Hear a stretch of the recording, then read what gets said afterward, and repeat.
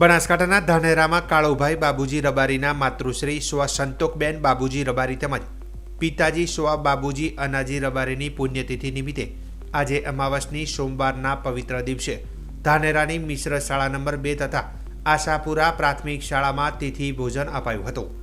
ધોરણ 1 થી 8ના તમામ બાળકોને મિષ્ટાન સાથે દાળ ભાત પૂરી શાક પીરસીને કુલ 650 જેટલા બાળકોને ભોજન કરાવ્યું હતું।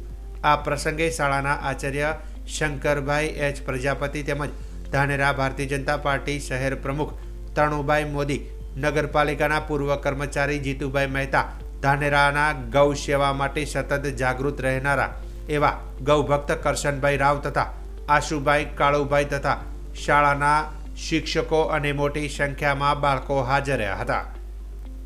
આવેલા મહેમાનોએ બાળકો સાથે બેસીને ભોજન પણ કર્યું હતું, જેથી બાળકોમાં પણ આનંદ જોવા મળ્યો હતો।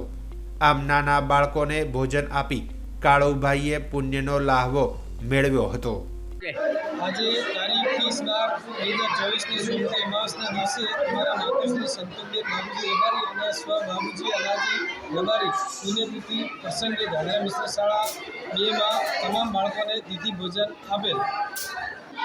આજ રોજ આપણા ધાનેરા શહેરના ઉત્સાહિત અને સેવાભાવી એવા કાળુભાઈના માતૃશ્રીના જે સોમવતી અમાવસના દિવસે પોતાના નિધાન થયેલું તે અંતર્ગત આજ મિશ્ર શાળા 2ની અંદર અતિથિ ભોજનનું આયોજન રાખેલ।